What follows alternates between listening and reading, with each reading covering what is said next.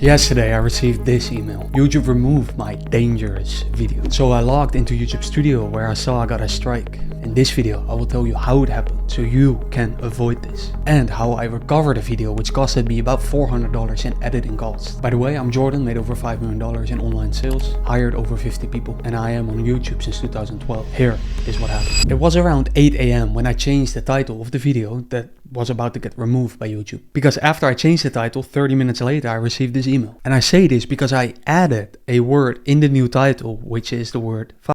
So after I saw the email, I immediately thought it must be the title. Even though I've had many titles before with words like these, I was still under the impression that my title change 30 minutes earlier triggered the YouTube algorithm, but not for long. I opened the video and saw what nobody wants to see. I went to YouTube Studio, channel violation, but things were about to get a lot worse. I looked further and saw this notification, a community guidelines warning, and the option to take action. Now before I show you the two options to take action, know that you can download my free thumbnail templates to create thumbnails like this, and this in minutes. But before you check the download link in the comments, I want to show you all of this. And if there's one thing that I've learned from past mistakes, it is to not believe your mind when you see all of these warnings. You see, the mind gets into a fear mode when it sees triggering warnings like this. Personally, I've lost big assets in the past because I acted from this fear mode. And I recognized it. I recognized this moment and I did not act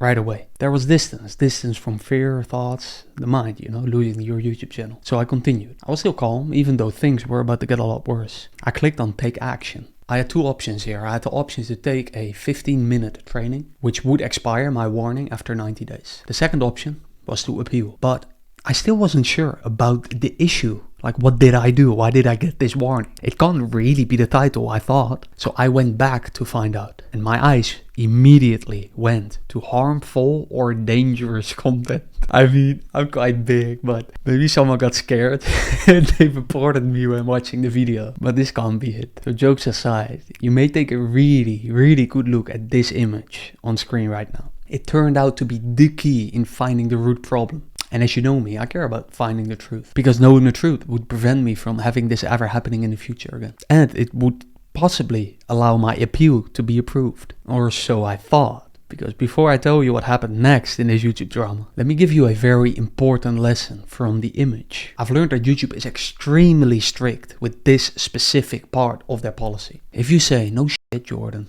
you don't understand how strict they are with this part of their policy. Let me explain. An image where you show how to copy a YouTube video URL could already trigger their system. I mean, the image you see right now on screen is the exact visual that we used in the video that got banned. I also must say that below this image, there was also an image that showed an upload icon, which tends to be important, relevant for what I will say next. Because together they are the root reason. So how do you find the root trigger if this ever happens to you? Well, regardless of the policy you triggered, find this place in your studio dashboard where they give you the timestamp of the trigger. Now I say the trigger, but you could have had multiple triggers throughout your video, which is also very important to understand because they only show one timestamp. Anyways, analyze what happened during the timestamp. Just before it, during it, after it. And you will find, if you think long enough and connect patterns in your little brain, then you know probably what YouTube thinks is against their policy. In my case, they mentioned the intro. But it was not just the first few seconds. I analyzed the whole video. And after about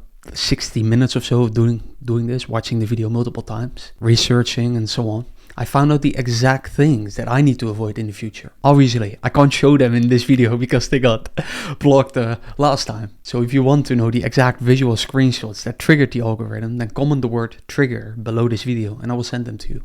All for free, of course. But what I also did is I immediately trimmed out similar visuals in older videos. Now to do this, I used the two YouTube features, the YouTube trim and cut feature and their blur too. But the warning on my new video was still there. So obviously I appealed. Obviously I got denied. I say obviously for two reasons. First, because of this graph, which shows the YouTube appeal rate in blue and the reinstatement rate in yellow. Now shout out to Eric Parker for this. I believe it was in the annual report from Google. Now the second reason I say my appeal obviously got denied is because I appealed at 11:20 AM in the morning and got rejected 15 minutes later. which to me appears like an automated bot rejection. I don't think there's a YouTube employee sitting behind a desk, keep refreshing their appeal inbox. In fact, I wrote a very good appeal in my opinion. It took me like 30 minutes to write with the help of ChatGPT and, being strategic. It obviously didn't work, but hey, if you want mine, let me know and I will comment it somewhere. So if your appeal ever gets denied like me, then I recommend doing something similar like my Dutch friend Noah Morris by tweeting to Team YouTube like this, because I've noticed that YouTube seems to get back to all tweets. Literally all of them, not just if you have a lot of Twitter followers. So I plan to do this as well. Now, will they give me a good response? Well, let's see.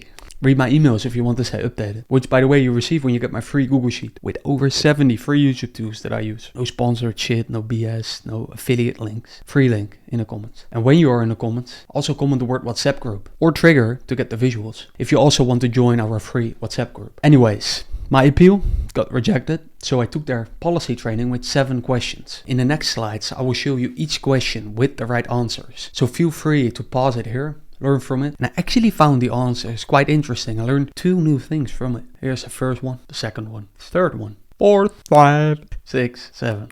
So what is a big lesson for me? Well, never imply or show the slightest hint of ... a YouTube video. I hope you know what I mean with ... Again, if you want to see the screenshots that triggered the strike, then comment the word trigger below. Which may leave you with the question, how do I recover the video then? Well, my answer is quite obvious. I'm going to date a YouTube employee.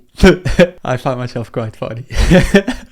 Actually, it's a good idea this. No, I asked my editor to cut out and blur the parts that triggered the warning. So we can re-upload it, of course. And our sponsor on the video is also happy. But if there's one YouTube setting that honestly I found out too late, it is this one. I left significant money and views on the table. I talk about it in this video or this.